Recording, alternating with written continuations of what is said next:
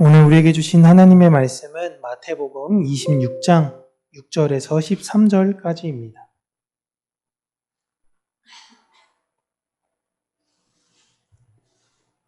마태복음 26장 6절에서 13절입니다. 우리 함께 읽겠습니다. 예수께서 베다니 나병 환자 시몬의 집에 계실 때에 한 여자가 매우 귀한 향유 한 옥합을 가지고 나와서 식사하시는 예수의 머리에 부으니 제자들이 보고 분개하여 이르되 무슨 의도로 이것을 허비하느냐 이것을 비싼 값에 팔아 가난한 자들에게 줄 수 있었겠도다 하거늘 예수께서 아시고 그들에게 이르시되 너희가 어찌하여 이 여자를 괴롭게 하느냐 그가 내게 좋은 일을 하였느니라. 가난한 자들은 항상 너희와 함께 있거니와 나는 항상 함께 있지 아니하리라. 이 여자가 내 몸에 이 향유를 부은 것은 내 장례를 위하여 함이니라. 내가 진실로 너희에게 이르노니 온 천하에 어디서든지 이 복음이 전파되는 곳에서는 이 여자가 행한 일도 말하여 그를 기억하리라 하시니라. 아멘. 오늘 향유옥합이라는 제목을 가지고 왔는데 오늘의 내용은 너무너무 유명한 내용이죠. 그런데 공교롭게도 이 너무너무 유명했던 이 사건이 복음서가 기록하는 내용이 좀 미묘하게 다르다라는 것입니다. 먼저 이 장소가 발생된 사건을 우리가 볼 때 어디서 이루어졌는가라면 시몬이라는 사람의 집에서 일어났다라고 이야기를 해요. 그런데 마태와 마가는 이 사람을 어떻게 소개하느냐? 나병 환자라고 소개를 합니다. 근데 누가는요, 넘겨주시겠어요? 누가는 이 사람을 바리새인인 시몬이라고 이야기를 하고 있어요. 요한복음에서는 이 향유옥합에 관련된 사건의 사람이 마리아의 집에서 일어난 사건으로 보고 있습니다. 그러면 나병 환자 시몬이냐, 바리새인 시몬이냐, 아니면 마리아니까 나사로의 집이겠죠? 어디냐라는 겁니다. 그래서 이 사건은 아마도 한 번만 있었던 단회적 사건이 아니라 좀 여러 번 있었던 사건일 것이다 라고 봐요. 이 시기도 보면은 마태와 마가는 이 시기 일어난 게 6월절 이틀 전 예수님이 돌아가시기 직전의 상황이라면 누가는 좀 이 시기가 사역 초기, 예수님 사역 초기 시절로 보고 있고요. 요한은 6월절 엿새 전이라고 이야기하고 있습니다. 그러니까 과거에 무슨 정확한 시계가 있지 않고 대략적인 거를 이야기한다더라도 마태, 마가, 요한은 묶을 수 있긴 하겠지만 누가는 조금 동떨어진 거 아닌가라고 생각할 수도 있어요.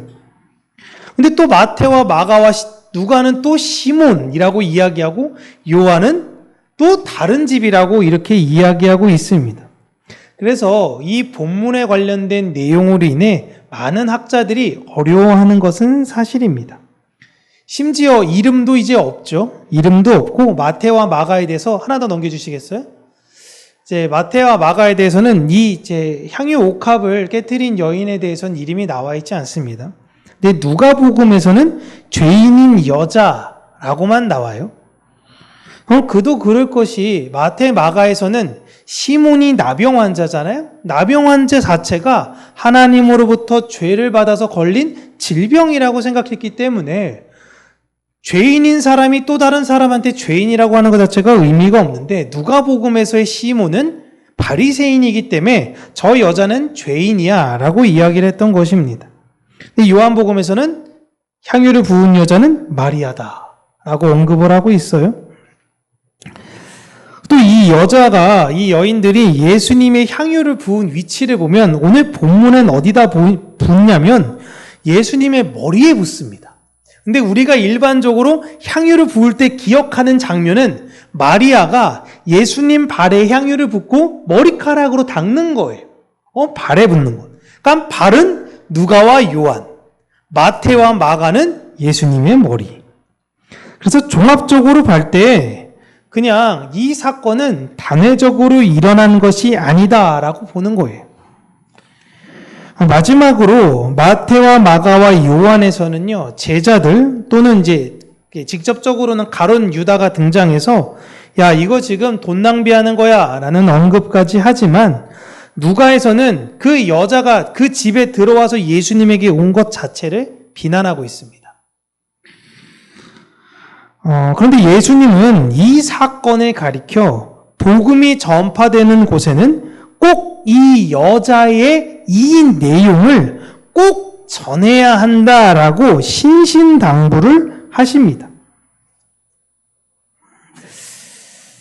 그러니까 이 내용은 엄청 중요한 의미가 있어요.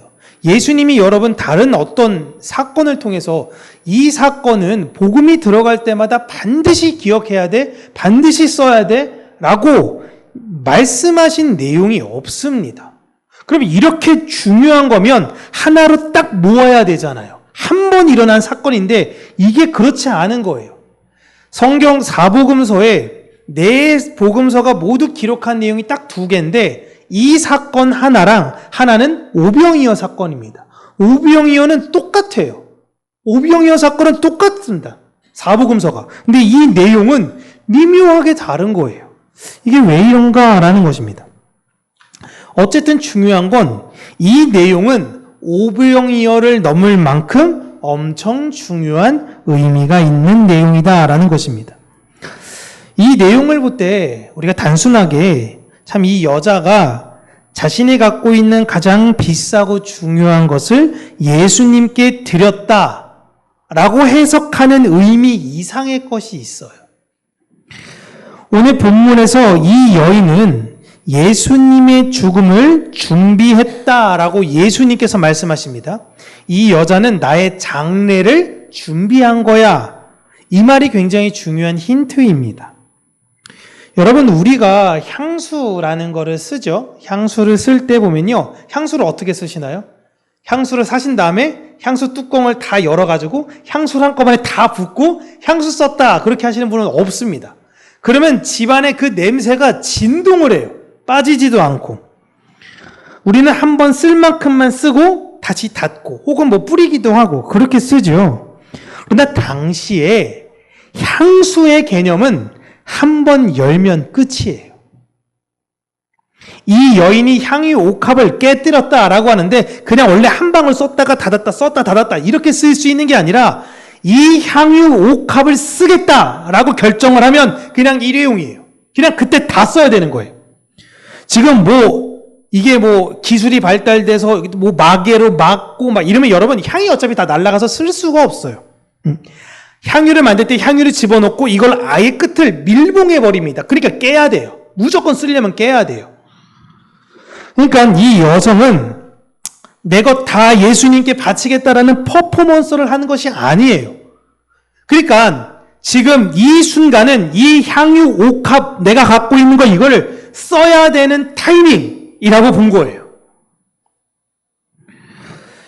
그래서 이 향유는 너무너무 중요한 상황에서만 썼습니다. 돈이 많은 분들은 좋은 일 있을 때마다 쓰면 되죠. 매년 누구 생일이라든가 자녀 생일이라든지 좋은 일 있을 때마다 돈이 많으니까 쓰면 되지만 일반적으로는 이걸 거의 쓸 수가 없습니다. 대제사장 즉위식 이렇게 굉장히 특별할 때만 이 향유를 썼어요. 일반인 사람들은 이 향유를 거의 가지지도 못했고 가지고 있다 하더라도 정말 중요한 순간에 딱 한 번 써야만 했던 거예요. 딱 한 번.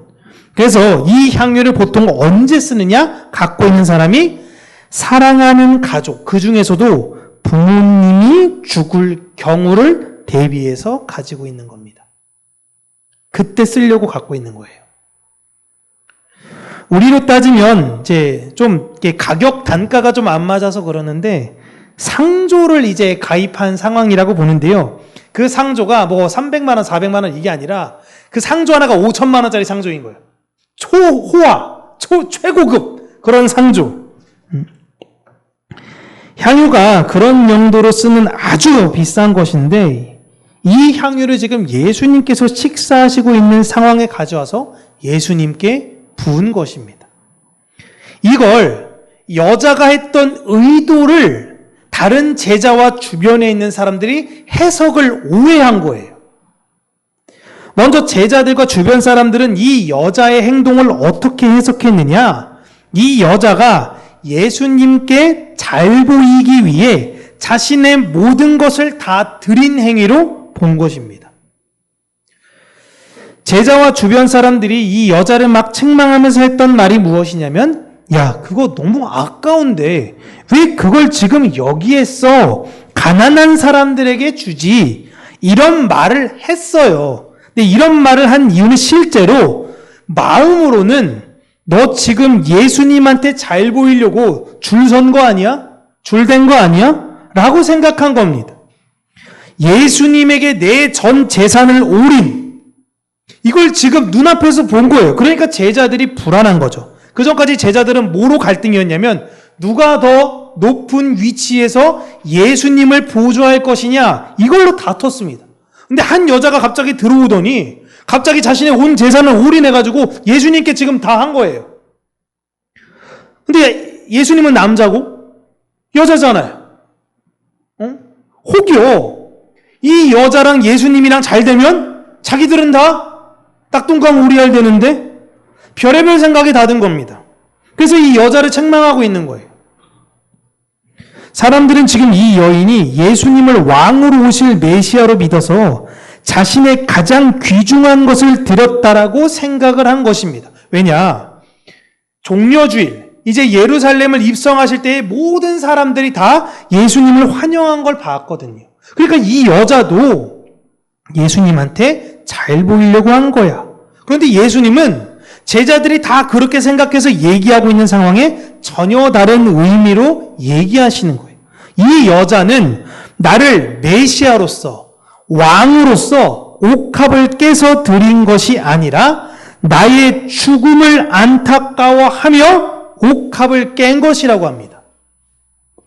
모두가 예수님을 왕으로 생각하며 서로 줄대려고 하고 서로 잘 보이려고 할 때, 예수님의 인기가 가장 절정으로 올라가고 있을 때에 이 여인만이 예수님께서 그동안 반복적으로 하셨던 말씀이 자신은 곧 십자가에 달려 죽게 될 것이라는 말씀을 믿고 슬퍼했다는 겁니다. 이 여자만 믿었어요. 예수님이 죽겠다고 계속 얘기했는데 난 죽을 거야, 난 죽을 거야 라고 얘기했는데 아무도 안 믿어요. 근데 이 여자만 믿고 너무 괴로워하고 슬퍼했던 겁니다. 여러분, 내가 따르던 사람이 죽으면 사실상 끝인 거 아닌가요? 그러나 이 여인은 예수님이 죽더라도 예수님의 모든 말씀을 믿는다는 것을 옥합을 깨트림으로 보였습니다. 왜 깨트려요? 이 죽을 사람인데. 어차피 죽을 사람이잖아. 근데 내가 내 전 재산을 왜 이 사람한테 다 이걸 이렇게 해야 되냐고요. 잘 보이려면.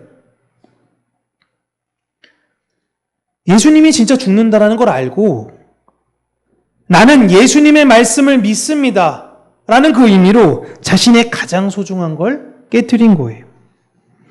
그 자리에 있던 수많은 사람은 예수님이 왕으로 자신에게 한 자리를 주고 자신들이 생각했던 샬롬, 그 평화를 가져다 줄 것이라고 자신이 생각에 예수님을 집어 넣었어요.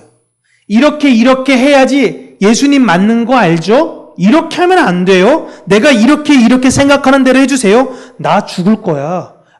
무슨 쓸데없는 소리 하고 있어요. 이렇게 하셔야 돼요. 예수님 이렇게 하셔야 돼요. 절대 그렇게 하시면 안 돼요. 나 죽을 거야. 자꾸 쓸데없는 소리 하고 있네. 이게 당시의 모습이었던 거예요.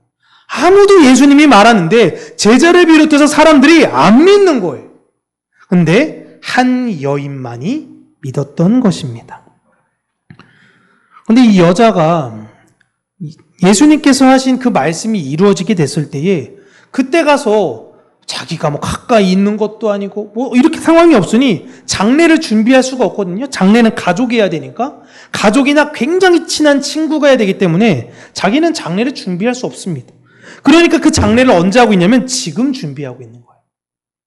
내 가장 소중하신 분, 당신을 위해 내 것을 당신께 드립니다. 당신의 말씀대로 이루어질 것입니다. 근데 너무 가슴이 아파요. 이게 이 여자의 마음이었던 것입니다. 이 여인은요, 믿음이 무엇인가? 그 믿음이라는 것이 실제화된다라는 것을 보여준 사례입니다. 거기 믿음이 있다라고 생각하는 사람들 다 둘러싸고 있는데 모두 다 믿음이 없는 거예요. 다 믿음 없는 세대들. 근데 그 가운데에 한 여인만이 예수님을 온전히 믿었다라는 것을 보여주고 있는 거예요. 고로 지금 예수님께서 이 말씀을 통해 교회에게, 우리에게 말씀하고 싶은 것은 내가 믿고 싶은 것만, 하나님을 이렇게 설정해, 예수님을 이렇게 설정해, 메시아는 이런 분일 것이야 라고 내가 예측하고 내가 계산하고 내가 만드는 것이 아닌 거예요. 성경을 읽다 보면 참 위로가 되는 말씀이 많아요. 그 말씀에는 아멘 합니다. 그러나 죄에 대한 경고의 말씀에는 침묵을 하게 되는 그런 세대를 예수님께서는 악하고 음란한 세대. 즉 이 말은 무엇이냐? 너 자신만을 위해서 사는 세대. 근데 그들이 누구야? 하나님 백성이라고 스스로 말하는 유대인들. 그런 세대 속에, 그런 시대 속에 진짜 믿음을 실제화돼요. 외적으로 표현된다라는 것을 어찌 보면 당시의 인원으로도 치지 않았고 누가복음에서는 죄인이라고 치부했던 한 여인을 통해 보이시고 이 사건을 널리 알림으로 교회에게 말씀하시고자 하는 건 믿음은 관념이 아니야. 생각 속에만 머물고 있는 게 아니라 분명 그 믿음은 실제화돼. 하나님을 사랑하고 이웃을 사랑한다. 머리에 머무는 게 아니라 진짜 믿으면 그게 실제화되어져서 나와. 그 증인이 바로 이 여인이야. 너희들은 그러한 제자가 될래? 아니면 이 여인이 될래? 라는 걸 예수님께서 우리에게 말씀하고 계시는 거예요. 믿음은 머리에만 있는 것이 아닙니다. 내가 행동하고 있는 것이 내가 지금 믿고 있는 거예요.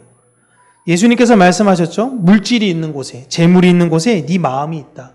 네가 돈을 쓰고자 하는 그 방향 속에 너의 세계관이 담겨 있어. 너 돈 어디다 쓰고 있니? 그게 바로 너의 지향점이야. 그 말은 믿음이라는 건 머릿속에만 있는 게 아니라 네가 실제로 지금 행동하고 있는 그것, 그게 바로 네가 가진 믿음이야. 라고 예수님께서 우리에게 가르치신 거예요. 고로 우리는 우리가 갖고 있는 것을 하나 더 지식적으로 쌓아가는 것도 중요하지만 내가 예수님을 믿고 있고 예수님을 따르고 있다면 예수님의 뜻에 순종하며 그 방향대로 내가 따라서 행동하는 것이 훨씬 더 중요하다라는 걸 오늘 이 여인을 통해서 배우시고 다시 한번 내 믿음은 생각에만 머물고 있는가? 만약에 그렇게 되어졌다면 한 번 더 이게 실제화되어져서 하나님 사랑의 열매가 나타날 수 있도록 그 믿음의 열매가 나타날 수 있도록 하나님께 간구하며 분투하는 저와 여러분들 되시기를 주님의 이름으로 축복합니다. 기도하겠습니다. 참 좋으신 하나님 아버지, 우리를 가장 좋은 길로 선한 길로 인도하시는 하나님의 그 은혜와 사랑에 우리가 입술로 생각으로만 고마워하고 감사하는 것이 아니라 실제화되어진 나의 믿음이 이 세상에 드러나 하나님께 감사의 표현이 내 삶 가운데 녹아나게 하여 주시고 그 아름다운 열매들을 이웃들에게 전함으로 말미암아 그들에게 사랑을 먹이는 자가 되게 하여 주시기를 간절히 간구하고 소원합니다. 내가 설정한 예수님을, 내가 내 생각과 내 뜻대로 예수님을 만들어가는 것이 아니라 예수님께서 하신 말씀에 순종하며 그 말씀대로 되기를 원하는 그러한 삶을 살아가는 이런 여인처럼 우리의 마음 또한 그러한 믿음을 주시기를 간절히 원합니다.